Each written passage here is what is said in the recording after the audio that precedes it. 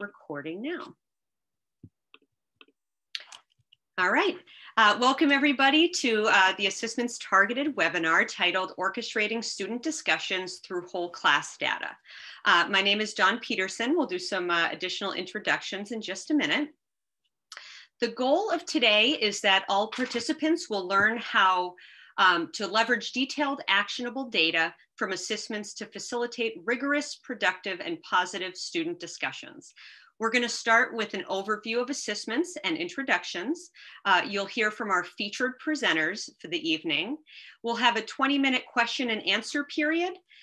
You'll learn about some additional resources and supports ASSISTments offers, and then we'll wrap up towards the end. So just some webinar etiquette. Please make sure your microphone is off during the webinar. We are expecting a larger group today, and that would be helpful to reduce background noise. You can choose to have your video on and off, on or off, depending on your comfort level. And please find the chat and use it frequently throughout the presentation.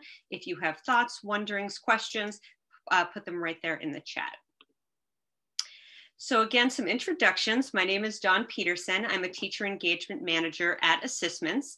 I also, in my past life, was an 8th grade math teacher, and I used ASSISTments in my classroom for about 10 years. So I'm very happy to be sharing the ASSISTments experience and also some other teacher perspectives with you today. And with that, I'd like to introduce Brian. Thanks, Dawn. So I'm Brian Story. I'm also one of our teacher engagement managers here at ASSISTments. Prior to this work, I was a public school teacher in Washington, D.C. public schools, as well as Norfolk public schools in Virginia. So happy to be with you here today and receive any questions that you might have in the chat. Great, and we'll be introducing our presenters in just a minute. All right, so for those who are new to ASSISTments, let's talk about what ASSISTments is.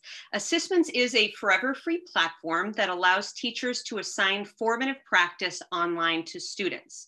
ASSISTments provides teachers and students the feedback they need to grow and improve.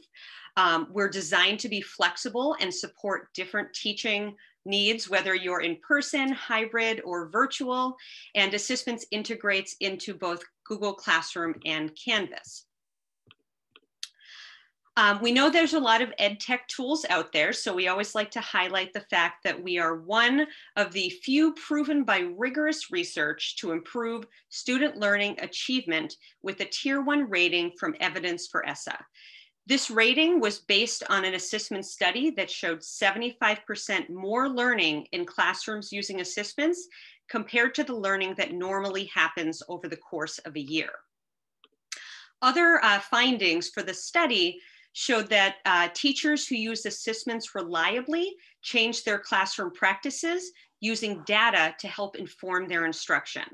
And additionally, ASSISTments began to close the achievement gap, showing that students with lower prior achievement learned an equivalent of 2 years in a single school year. And with that, let's talk about the topic of today, orchestrating student discussions. All right, there we go. When we support teachers here at ASSISTments to use ASSISTments effectively in their classroom, we often reference the 4 steps. In steps 1, 2, and 3, the teacher assigns content, the student completes it with the immediate feedback to support the learning process, and then the teacher accesses and assesses class data through ASSISTments. Using the detailed actionable data to facilitate high quality discussions, which is step 4, is where we find that students sometimes need some additional support. And that's what brings us here today.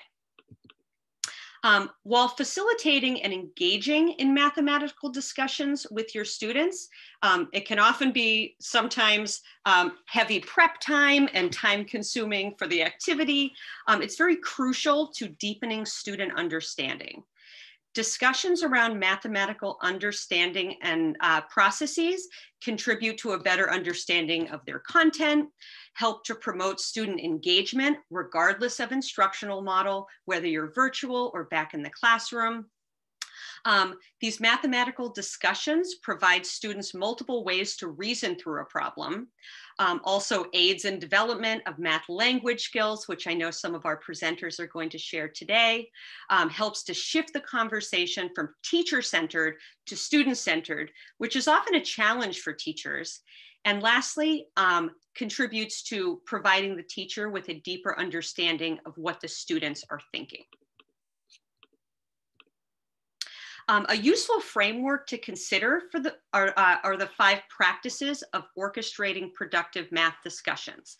The 5 practices, if you're not familiar, provide guidance on how to fold purposeful discussions into daily lessons using student work responses to guide the planning process. In brief, the 5 practices are anticipating student responses to challenging tasks. Step 2 is monitoring student responses to the tasks while they work in small groups or in pairs, selecting student work to present to the rest of the class to facilitate that class discussion, being thoughtful about sequencing them in a specific order, whether it's concrete to abstract or incorrect answers to correct answers. That's up to you as the teacher. And of course, last step is connecting those responses together to make sure students are making the connection between mathematical ideas. All right, so that's enough of me talking for right now. I would like to take this opportunity to share with you our feature presenters tonight. Tonight we welcome Carrie Moy, who's a 7th grade math teacher at Polaris Charter Academy in Chicago. Catherine Schupert, who's a 6th grade math teacher in Eastside Middle School in Kentucky, and Marla Edwards, a 4th grade math teacher in Little Rock, Arkansas. So I am now going to turn it over to Carrie. I'm sorry, just one more note.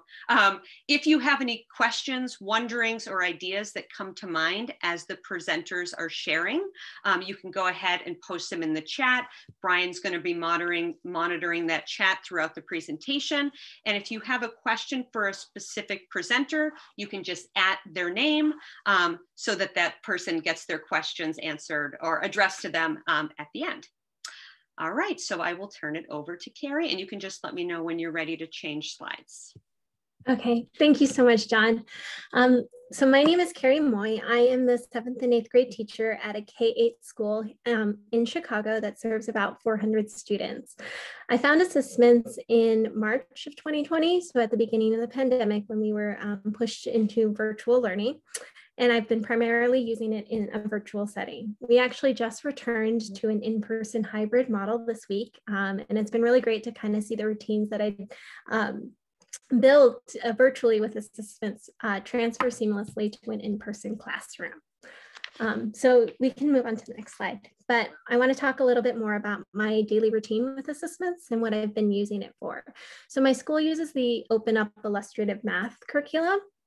And so I use the practice problems that are on ASSISTments to assign independent practice for my students about 1 to 2 times a week.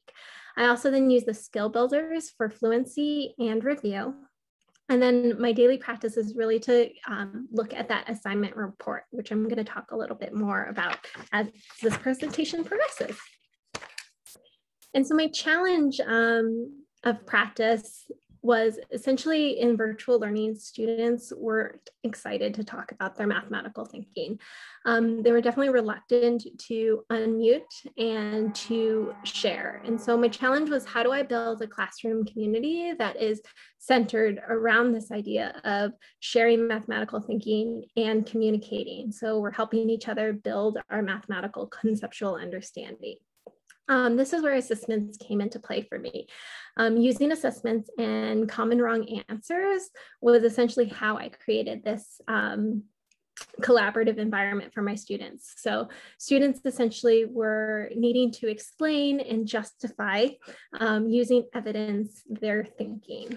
And so this is where that assignment report comes into play. John, if you want to move to the next 2 slides, I can talk a little bit about how I use the assignment report. Oops. Yep, the next one. Thank you. So with the assignment report, which is pictured here on the right, my I could see students' common wrong answers. And that became a part of my practice. Whenever I had them, it would become our warm-up routine for the day. And so this essentially promoted an environment where students would be more willing to share mathematical thinking because they realized they weren't the only student that thought that way. And so it was a common misconception among their classmates. And so they were more willing to share why they had originally thought that answer. It also then engaged students who needed a challenge as well. Students had to think about different kinds of reasoning. So determining why an answer is incorrect requires a different kind of level of understanding and analysis. And that really promoted discussion within the classroom. Students were, with this routine of looking at the common wrong answers, students were willing to work together to figure things out and learn that it was okay to change their mind after initially listening to their classmates. So this became a really rich basis of discussion for me in my classroom. So I wanted to walk you through a little of how my routine worked. And so I would take the assignment data report and pull out their common wrong answer. Don, if you want to move to the next slide. And it would consist of 3 questions consistently. What do you notice? What do you think is going on? And why does this make sense? Like, why would a student make sense of this answer? And then we would talk strategy. And so this is where students would be sharing their mathematical thinking of like, okay, here's how I would say it to try and help other classmates avoid that common wrong answer in the future. And so students were able to engage with a simple question of like, what do you notice? They were also able to take a look, since it was a homework problem, they had actually already seen the problem prior. And so they were starting to be able to engage. My shy students were less resistant about talking about their thinking and math. Students were engaged because it was challenging to think about why somebody might have thought that way. And then collaborating together with the critical thinking to try and reason and explain their thinking. And so I actually want to try this with all of the participants here. And I would love for you to join me in kind of a demo discussion with data. And I want to invite you to take a look at the data and going through the thinking routine that I would in my classroom. So what are some things you notice about the data? What's going on and why does or doesn't make sense? And then thinking in your teacher hat, what strategy might you use as a teacher to help clarify student thinking? And so I'm going to ask you to move to the next slide here. Yeah, and I just want to raise that as people are contributing in the chat, Brian can share aloud some of the contributions. All right, so taking a look at this problem right now, what is it that you notice?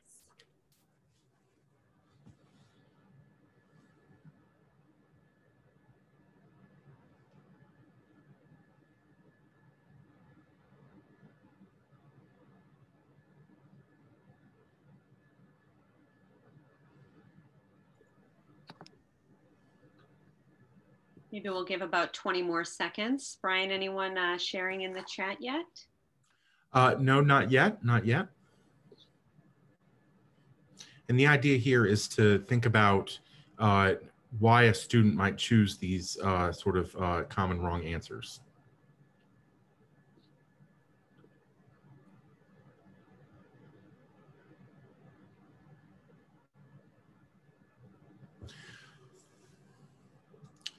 And then if we want to move to the next one too, I think some of the ones most interesting in my classroom discussion is I open with maybe notices and wonders, but then it's talking about like what's going on and why does it make sense? So taking a look of why would a student choose 2 as opposed as their common wrong answer. And so in the data assignment reports, the common wrong answer is the first initial answer students are putting. And so that becomes kind of like, what was their initial response? Hey, Carrie, yeah. Sometimes it just takes a few seconds for responses to come in. We have about 5 or 6 of them. Oh. I get nervous too when my students are sharing and I'm like, okay, I'll just talk a little bit and see what happens. Yeah, no worries. No, you know, and as with students, sometimes like just giving folks a chance, that think time to just sort of think it through. And sometimes there's that awkward silence, but then they start rolling in. So one person said 67% of students who got it wrong shared the same wrong answer. So that's on our first question there on the left. And then it looks like someone said on the second question that the students were not understanding the sign. Gail shared, students did not take the reciprocal of the first answer and the sign is incorrect in the second problem.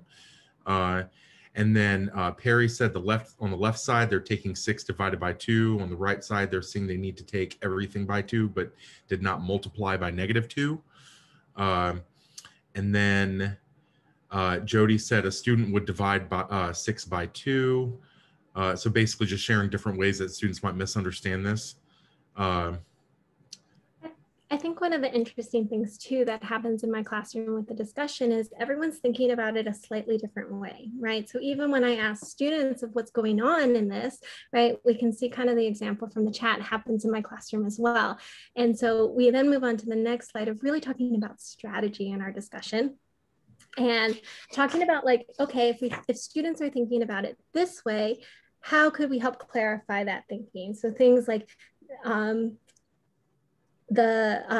talking about reciprocals, and we talk a little bit about that vocabulary and what does that actually mean when we look at this here. Hey, Dawn, you want to change the slide? Oh, yeah, thank you.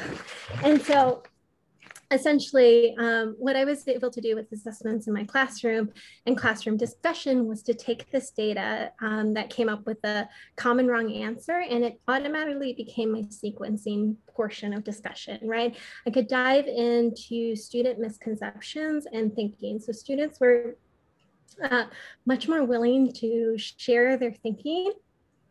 And then I could hear as a teacher their misconceptions and what it is they were thinking. They also built a discussion based on listening to each other. And case in point, our example just now of like how everyone thought about it slightly differently. And we were able to use that together to talk and avoid misconceptions or really solidify our mathematical, excuse me, our mathematical understanding and sense making before moving on to another concept. And so, essentially, by using the data from assessments and the common wrong answers, I was able to build a classroom community where it was safe to share and students were excited to share. I also had a better understanding of student thinking, and then they had a better understanding of each other's thinking and could clarify it for each other. And then I used that to sort of guide my instruction and next steps to really solidify their conceptual understanding of different math concepts. So, thank you. Thank you so much, Carrie, for sharing. And again, if you have any thoughts or questions or wonderings for Carrie, you can just add Carrie in the chat and ask your question, and Brian will hold on to those until later. Before I bring Catherine up for her presentation, I just wanted to show real quick how to get to that assignment report and just a few highlights before we move over. So I'm here in Google Classroom. So to access the assignment report, the teacher is going to click right on the assignment in Google Classroom and click on the assessments link within. And as long as you have a teacher account, you're going to be brought right into the assignment report. And like Carrie mentioned, here are the common wrong answers. Just to reiterate, the common wrong answer is if a student got that answer incorrect as their first attempt. And this is the percent of students who answered that incorrectly on the first try. So those will be identified if 3 or more students gave that first incorrect answer. And then of course you have the score and score per each individual question. All right, so we are going to move on, and I'd like to introduce Catherine Schupert for the next presentation. Hello, I'm Catherine, and I teach 6th grade at Eastside Middle School. It's just like 30 minutes south of Louisville. And since it's a suburb of Louisville, it's kind of a wealthier community that I teach in. It is a public school still, but only 27.9% of our students are on free and reduced lunch, and 94.5% of the students are white. We have been in person 100% since March. Before that, we had been hybrid since January technically since October, but they shut us down for a month and a half in between for Christmas. I have been using ASSISTments for 5 years, and I've also been an ASSISTments mentor since 2019. My daily routine with ASSISTments is we start with a bell ringer every day. These are going to be extended response questions. We use this to review skills previously learned. I do not have a specific curriculum that I'm supposed to be using in my classroom, but I primarily use the open up resource questions for my extended responses. I only do about 1 or 2, depending on the length it will take them to respond, because I only want them to take about 5 to 7 minutes for their warm up. And then I use the problem sets in my classroom 1 to 3 times a week, depending on the content, if we're reviewing, if it's new content. I am leaning more towards using it 3 or 4 times a week, the further we've been getting into our routines and getting into some deeper content leading up to testing. So that is used for practicing newly learned material. And then skill builders, I assign this once a week on Wednesdays. Wednesdays are our remediation days, and they work virtually at home, the students do. So I use these skill builders on Wednesdays to review and practice skills. Sometimes I do a general one over something that we've been learning, or sometimes I will assign specific content to specific students depending on their needs.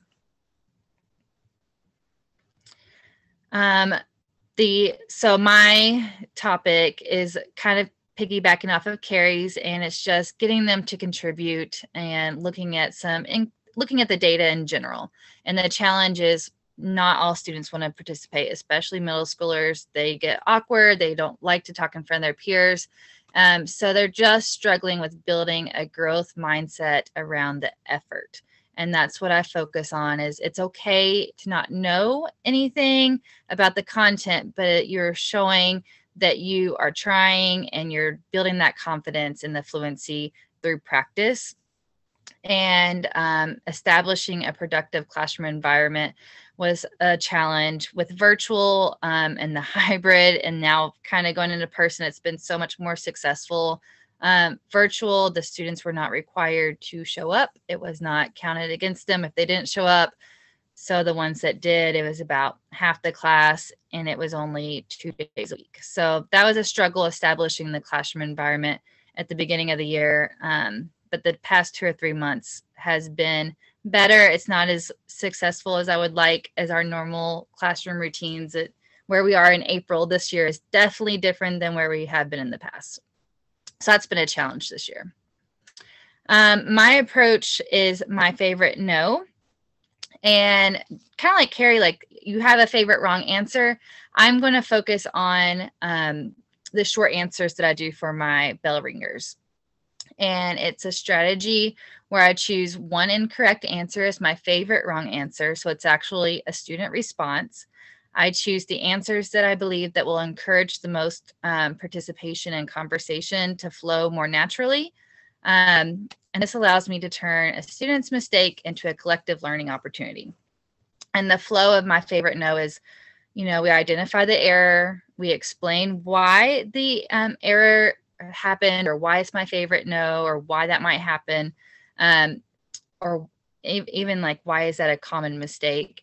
And then we resolve it by correcting the mistake together as a class. I use student responses and data from bell ringers and practice problems. Primarily, I will say about 90% of the time I use it from the bell ringers to review. And the short answers allow us to discuss the content and how to explain our mathematical thinking. We focus on the key vocab for mathematics, and just also kind of pulling in those language arts skills of capitalize, use periods. So it's kind of writing in their responses and prepping them for state testing, and how do you write a response and explain your mathematical thinking. The multiple choice, I won't talk about, because I won't talk about that in the example. So this particular problem is about buying some items at a concession stand. The skill that they were needed to be using was multiplying decimals, but they could also use repeated addition with decimals as well. They were not allowed to use a calculator. And some sample incorrect responses that I would not choose are on the right-hand side. So where they just state the answer, where they say that they have enough to afford the stuff, which I thought this one was interesting because I counted this wrong and they said they had enough stuff, but over here you can see that they answered the question with no, they did not have enough money. So I thought that was interesting that they said no in one response, and then whenever they were explaining, they said they did have enough. So it shows that they're not fully understanding. And then one student just said I subtracted. My favorite no that I would choose in a situation or a problem like this is this one. And I chose this because it gives several talking points, I think, for students to pick up on. So the response was, the reason why it is a no is because 5 plus 3.7 plus 1.98 is $12.18. And she only has $10, so she does not have enough to buy 2 of each drink and food. And if you want to go to the next slide, I think it's, so I start off with, what do you notice? What do you wonder? The kids provide their wonderings, what they notice. I mean, they could even just say they didn't label, and that could be a starting point. And that's not necessarily why they got the answer wrong, but that is something that we can correct. So yes, we need to put in our dollar signs. We need to make sure we label, is 5 a correct way to write a number when we're talking about money? Is 3.7 a correct way to write a decimal if it's in terms of money?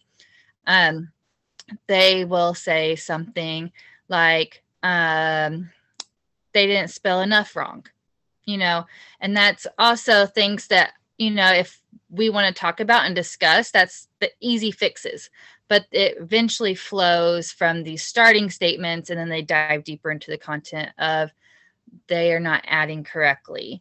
They're not getting the correct answer because I can't remember exactly on this one, but I don't think 1.98 was correct. I think they were rounding wrong or something. But it goes into the actual precision of the problem. But this conversations can stem from simple things like there's no 0 after 3.7. There's no label, or there's a misspelled word. So it's correcting multiple things throughout, but the conversation leads to the true problem that is happening. The results are there's collected conversations, so they're bouncing ideas off of each other. Really from the beginning, when I say, what are your wonderings, what are your thoughts? It's just a facilitator. I'm not contributing very much myself as a conversation. Unless I'm seeing the conversation die out, I might bring something in. But for the most part, the students are doing all of the talking themselves. And that's kind of a built-in thing too. Like they have to know how to respectfully wait their turn to speak and, carry on a conversation without me at all. And that's something that they just build throughout the year, and learning respect for one another. Then it's identifying common mistakes. Yes, that's common. If a drink is $1.99, you can't just round it to $2. You have to use exact math. So they're understanding and they're seeing some misconceptions when they are working at the problems. And we're working on our math talk and our explanations. We're using key vocab. We're not just saying the answer. It might be the sum, or whenever we're talking about kind of like with labeling and things like that. So the conversation is more heavily focused on math vocab, not just simple vocab. I combine them. I am find the sum. I find the difference, things like that. And then it's encouraging participation, because some students are not afraid to point out others' mistakes. And they're asked simply to share what do they notice and what do they wonder. So even if they don't know what the student did wrong, they can point out a mistake, like there's a misspelled word, and they would be, they feel comfortable sharing that, even though they don't actually understand the math that was done incorrectly. So I think that there's more participation whenever I do this compared to what's wrong with this problem. It's why would I choose this problem as my favorite no? Right. And unfortunately, we don't have time to play the video, but you want to just talk about the power of yet real quick before we move on? Yes. So the power of yet is I'm not there yet, but I will eventually get to that point. And I think assessments is so great with that because they give you multiple chances to revise your work and do a problem over and over and over until you do actually get it. But it's that mindset of I don't know it goes away, and it's I don't know it yet. And that's very powerful. And I think assessments is a great tool to encourage that. Thank you, Catherine. And when you get the follow-up slide deck, you definitely check out that short little video. It may be something you want to share with your students. All right. And again, if you have any questions for Catherine, thank you so much for presenting. Please share them in the chat, and Brian will bring those up in our question and answer session. So last but not least, I would like to invite Marla Edwards to unmute and go ahead and share your experience. All right. Hello, Marla Edwards. I'm from North Little Rock, Arkansas, and I teach at Lakewood Elementary School, 4th grade math. We have about 400 students, K-5. About half of them are low income, and the other half is a mix of middle class and upper middle class. So that poses quite a challenge, the diversity that we have. Excuse me. We began the year with about 50% of our students being fully virtual and the other 50% being here full-time face-to-face. And through the course of the year, we haven't had any major issues with COVID, and parents have learned that their kids learn better in school. So we are now down to less than 3% of our students that remain fully virtual. So our daily routine with assessments is that we use it with our curriculum, Eureka Math. And we use our problem sets every single day without fail as partner or group work. And then they show their independent understanding with the exit tickets. We look for trends in our data every day. And one of the big things that we talk about is perseverance. And so I will often look at the details report, either with the students, whole group, or I might need to conference with one student if I notice that in that details report, I see that they have asked for the answer, but the time spent on the problem is not really enough to have actually tried to work out the problem themselves. So they're just trying to get through the assignment. And we just talk a lot about how perseverance is going to get us there, and that mistakes are awesome and we're going to learn from them and move on. We also look at those common wrong answers, like Carrie talked about. And of course, we check on the troublesome problems, a lot of times whole group at the beginning of the next day or the end of the day. And we try to always celebrate our successful problems. So 2 major challenges that I have, and I know this happens at the elementary level. I'm guessing that it probably happens at the middle and secondary levels. But one is keeping chaos at bay when they're working in small groups. And then 2 is ensuring equity so that all of my students, especially with our demographics and the huge diversity that we have in our classrooms here, that everybody has an equal and heard voice in their groups. So I have 2 key approaches for helping keeping my students on track. First is using evidence from assessments to justify and explain their answers. So we have just a set procedure that we are always going to be justifying and explaining our answers to each other, whether they're speaking to me or they're speaking to their peers. And then the second approach is that we use the immediate feedback from assessments to keep our group work moving forward. So we don't have to hang out for another group. We don't have to wait for the teacher to come. We've got assessments to do that for us. So evidence. Assessments data becomes my students' evidence and helps them to justify their argument or to disprove somebody else's argument.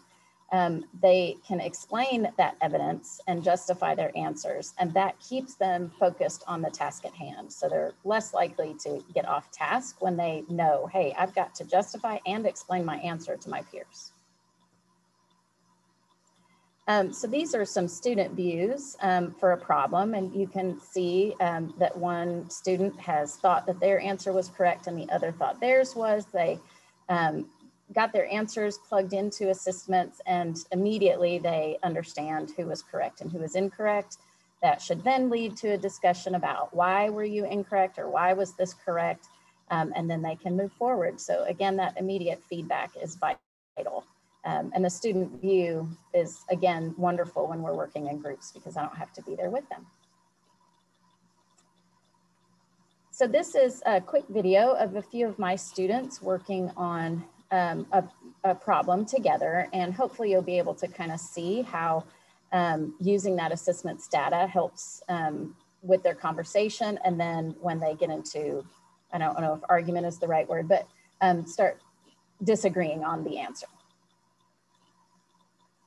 Wait, oh, sorry. You can go. Okay. Well, I think what she was teaching us, she said that in milliliters, it's 100 less than the liters. No, wait, no. Hold on a second. I think it's 1,000. Me too. So that means it's 1,000 and not 400. I think it's for milliliters. No, for centiliters, I'm pretty sure it's 100 milliliters. It was 1,000. Yeah, you can put in 400 and we can put in 4,000. Yeah, I think it's 100, so we can just do it 400. Let's just see. Okay. Oh, 4,000 is right. Yeah, I got 4,000. Maybe all are correct. Okay, so they were having an argument about metric conversions. One student felt like milliliters meant 100 times less than a liter, and the other students felt like milliliter meant 1,000 times less. They had their kind of back and forth, but ultimately relied on ASSISTments immediate feedback to decide it for them. And as you can see quickly, you know, the student who was incorrect was like, oh, okay, well, I was wrong. I guess milliliters means 1,000 times less. So our results for our kiddos by using ASSISTments consistently, I have certainly seen an increase in on-task behavior.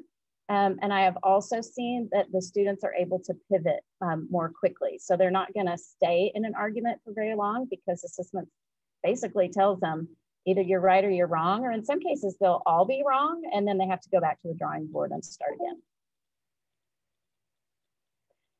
The results for me are fantastic. Using ASSISTments, I don't have to be the referee anymore for small groups. So I'm not running back and forth between one group to the next because they're stuck and they don't know the answer and what is it? I'm right, no, she's right.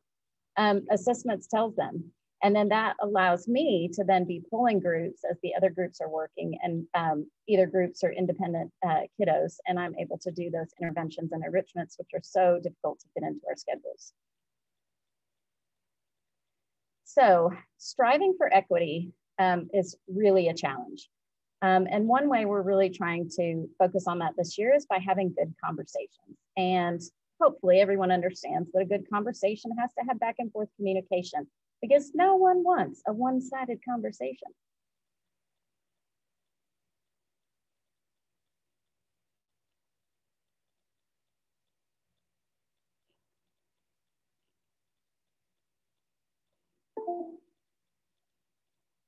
We're having technical difficulty. No, sorry, I don't think we have time for the whole thing, but everyone should watch it afterwards. Okay.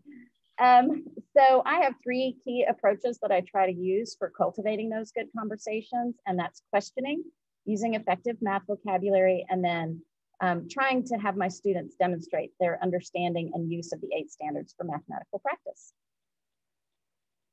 So we use questions to drive our conversations, and our kind of rule in class is that we should be using questions in all of our conversations and leave statements only for answering questions.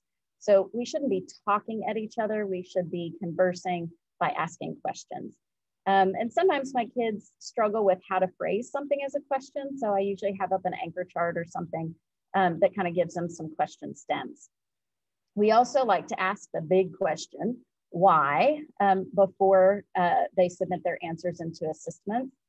This doesn't happen all the time, but we try. And the why is things like, you know, why did you choose that strategy? Or why do you think you're right? Or why do you think I'm wrong?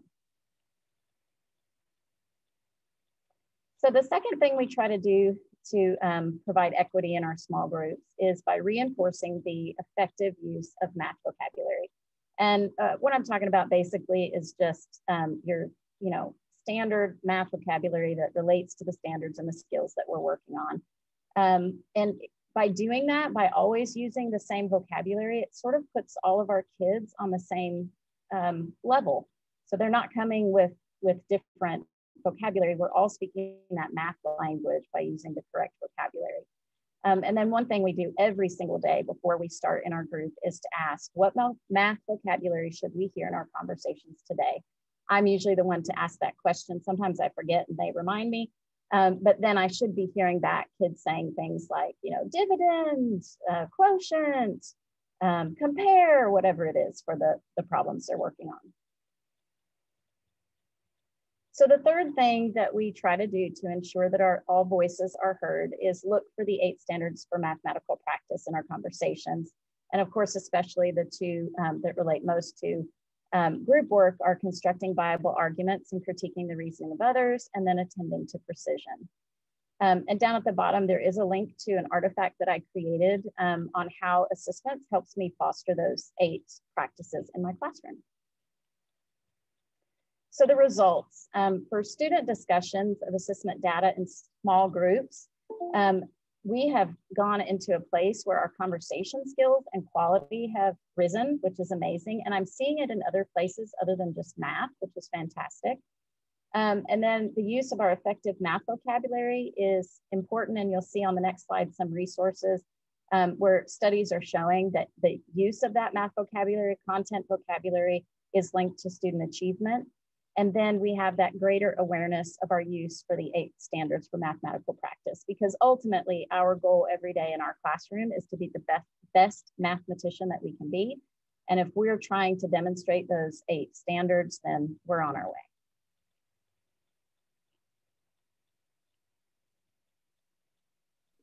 All right, and there's some additional resources that Marla shared that you'll have access to once we get into the slide deck. All right, so again, any questions for Marla, please post them in the chat. And just as a recap of our presenters for today, we had Carrie, Catherine, and Marla. And I'm going to turn it over to Brian now to share any questions that came in the chat. And we have about probably 10 minutes or so, 10, 15 minutes for questions. So Brian, I'll turn it over to you. Sure. Yeah, we're going to abbreviate our question time just a little bit because of where we are in timing. We want to make sure everybody is finished up at our end time at 7:30. And so I just want to start with a question for Carrie. How do you see students react differently when you share data like common wrong answers from assessments versus what you did before? I think one of the major things that I see that's different is if I ever did, the data itself comes from the students. So they've already done that pre-thinking and they're more willing to share out what they were thinking because they did it as homework. So the misconceptions and the common wrong answer come directly from students. And so that's different than my math classroom before because I would be picking the common wrong answers or I would be selecting a problem and trying to pretend to be a student and show that like common misconception. And so students weren't as engaged because they would think about it, but the ownership of having done it for homework and then seeing it as like our discussion, they were just like, oh, that's what I was thinking. I did that first. And as soon as I got that wrong response, here's how I thought about it next. And so they were just so much more excited and able to share. So that's kind of the major difference I saw. Excellent. Thank you, Carrie. Catherine, have you seen student open or essay responses improve or become more detailed since engaging in the My Favorite No activities? Yes, and it's in the simple things of they're using complete sentences. Their thoughts are definitely more developed than in the beginning. I think the one I chose was from October possibly, and the ones I was grading today are just really well thought out. They're actually thinking about their writing, and that key vocab is definitely more apparent in it. And I think it's because they're seeing what a good response looks like too. Whenever we talk about My Favorite No, I'll show them an exemplary response and they're looking at, what the expectation is. And it's not, a paragraph. I'm looking for just 1 or 2 good constructed sentences that explains your thinking. So I 100% say that, well, not 100%, I would say about 90% of students have definitely improved in their writing. Excellent.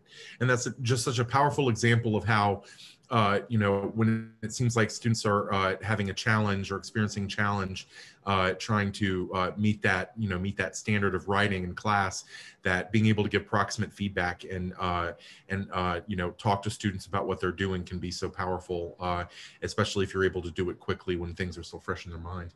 Thank you so much, Catherine. And then for Marla, as a facilitator of the lesson, after the small group discussions conclude, how do you usually prefer to wrap up and close out your lesson? Okay, great question. So we usually go immediately into our exit ticket because I want to see what that group work did for each student. And then I want to be able to assess their individual understanding and responses. So we go into that exit ticket they do on their own. And then it usually ends up being the next day, but I'll have that data pulled up with their names hidden. And we start looking at those common wrong answers, our, you know, celebratory answers and the troublesome ones. And then we move forward from there. Excellent. Thank you so much, Marla. So just a general question to all three presenters, and whoever would like to chime in, feel free. So facilitating discussions with students can be very time consuming to plan and execute. How much of your class time do you spend on these discussions? And do you have any recommendations for keeping the process efficient for those who are viewing today? If you don't mind, I'll start. Sure. So I would say about 2/3 of my class is taken up with small group discussions on a daily basis. So I teach a quick lesson, they work in groups, and then just the last 10 to 15 minutes, they're working on their own. What was the other half of your question? I'm sorry. It was just, do you have any recommendations for keeping the process efficient, you know, as teachers are facilitating these discussions? Yeah, so for me, ASSISTments makes that so streamlined. I go in for my problem sets with Eureka Math on ASSISTments, and I choose the problems I want them to work on and assign it to Google Classroom. So I mean, it's like no more work than just a normal planning. And then I'm able to, you know, spend my time working on those enrichments and interventions that we tend to lose time for. Excellent. Thank you so much. I think, oh, go ahead. Oh, you're fine. Go ahead. Oh, okay. I was going to say, for me, I think a lot of the efficiency comes from that data report and seeing the common wrong answer. When I have a common wrong answer, it immediately becomes my warm up the next day. And we spend around like 5 to 7 minutes just kind of going through that routine and that warm up and really solidifying student understanding, and then moving on to the lesson for the day, which sometimes ties exactly in to that misconception that they talked about in our warm up. Excellent. I was going to kind of say the same thing about Carrie. And I also think, you know, from going before, how I would have picked my favorite no is kids would have to write it on a note card, and then I would have to sort through the note cards and then find the one I wanted to use and present that.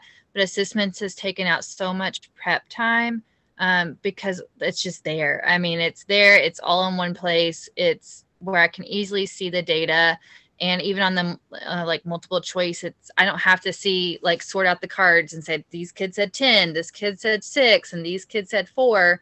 It's right there. You know, the data is there, and it just makes it so much easier to prep. So I'm more likely to do it every day or every other day because there is no prep work. It's there, and it's just embedded in the beginning before we start on our new content to review what they did the night before.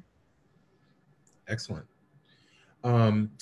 Marla, so since you no longer have to be the referee in sort of the student small group discussions, you talked about how students are kind of like having those discussions. What are some of the specific kinds of interventions that frees you up to implement with students while they're having these discussions together?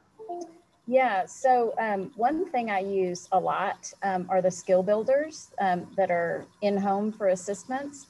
And I use those to sometimes, depending on the student or the group of students, I might use it sort of as a pre-test and see, oh yeah, okay, we're missing something here. And then I can do that intervention with them. And then I sort of use it again as a post-test.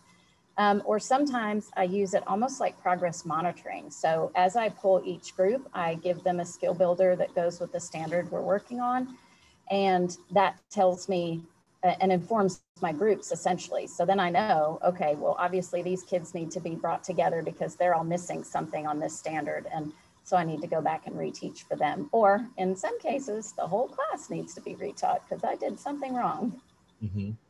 Absolutely. And then the last sort of specific question will go to Catherine. You use assessments in several ways during your lessons. You shared a lot about that during your presentation. What key advice would you have for a teacher just starting to set up their assessments routine? Let's say they're brand new and they're just getting set up. What would be some key points of advice that you might provide? That is a great question, because this is still a kind of a learning process, because even this year, past year, doing it virtually was different than I was doing in the classroom. So I've relied so much on assessments because even when kids are out, they're virtual as well. So assessments is my primary use. But whenever I was first starting, I was just using it for warm-ups and reviewing. And primarily I was doing that because I don't have a curriculum. So what was available, was Open Up or Eureka and things like that. But I didn't have a curriculum that I was going by. So sometimes those problems didn't match with what I was actually teaching in class. So the homework assignments were still paper. There were still worksheets I was scanning pre-made for the content that I was doing. But I definitely think that starting off, I would pick one method. If you just want to do it for homework and you're streamlined with your content, or for me, like I started off with just warm-ups, and I would pick 2 to 3 problems that they would do for warm-up, 2 short answer or multiple choice and 1 short answer. And I just started with that. And that got my feed in with looking at the data for multiple choice, but also for short answer and giving those responses. I wasn't overwhelmed by giving feedback back. And looking at that data was just much easier for me to get acclimated to the actual program. Awesome. So yeah, and we've talked about this in terms of helping teachers get started as well. So just to echo that, find one place in the lesson where that formative data and the instant feedback for students will make things super high leverage for both of you. Try it out, get solid with that routine. And then when you and students are comfortable with what you're doing, you can always build out from there or stick with what you have. As you've heard from the teachers today, there are many different ways that you can use assessments.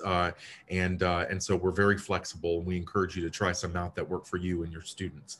And then, Dawn, do you think we have time for one more question to the whole group, or should we go ahead and move on? I think we should probably move on. Okay. Yep. No worries.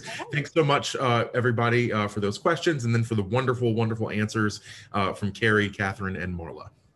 Yeah, and thank you, Brian, for sharing those questions with us. Mm-hmm.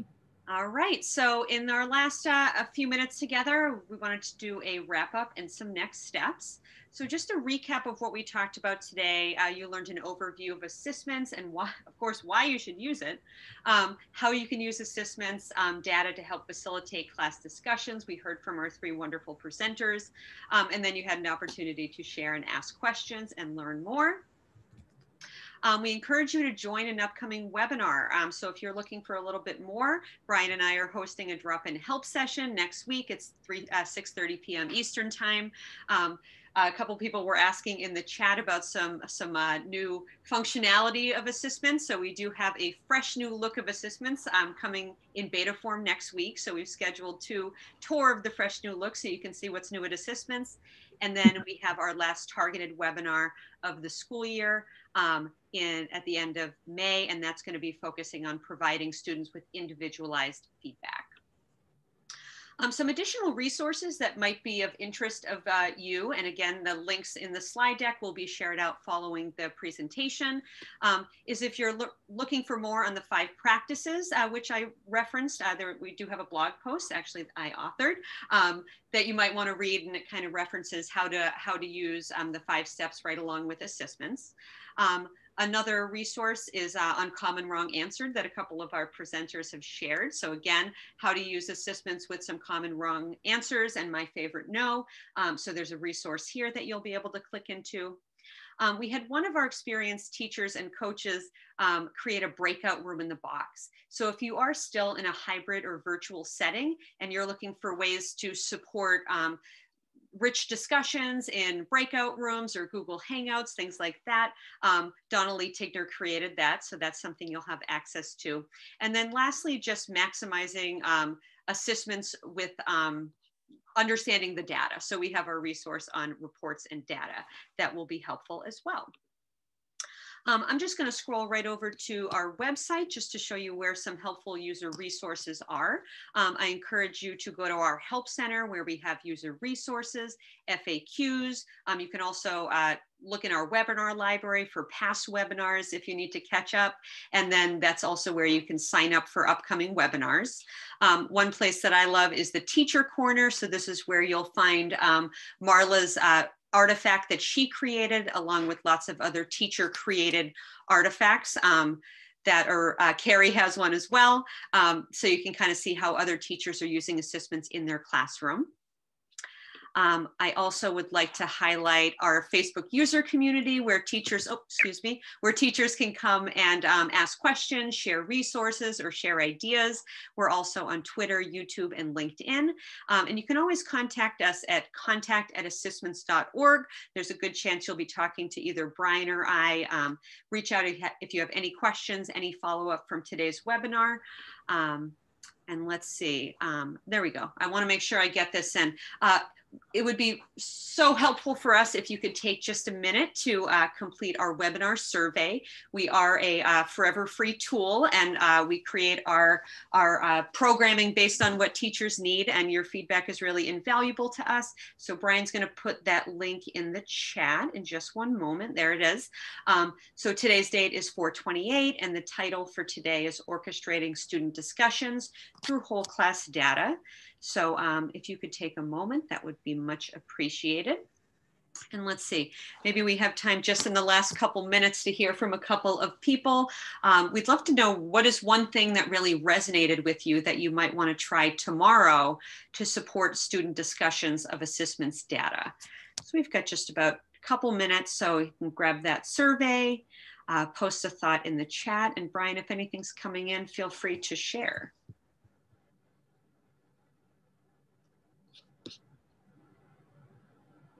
And just as a reminder, I saw some action in the chat. You will get a recording and also the slide deck, and you'll also get a certificate of participation for the hour you spent with us today. One thing that I would recommend while we're waiting for any folks to share their thoughts in the chat is just, making sure that you have some kind of clear and consistent routine with sharing data with students, right? Before you even get into having, high quality discussions about data among students, get them used to seeing the data, getting familiar with what it means, how to interpret it, and that basic routine that these key data points from the data they generate are going to come up in class, right? And that'll help to set a really solid foundation for building those class discussions around assessments data.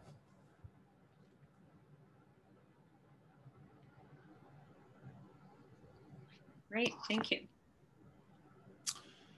All right, we'll give a few more seconds to see if any questions are going to come in.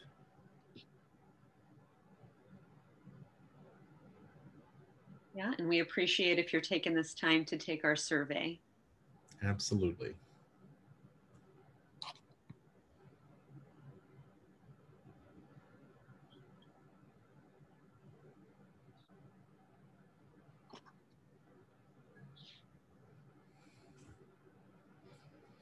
All right. So thank you for joining us today. Brian, anything else come in? Just want to check before I close out. No, I think we're all set. I think everybody's feeling 7:30. Yeah, it is 7:30 Eastern time. Some people may be on the West Coast.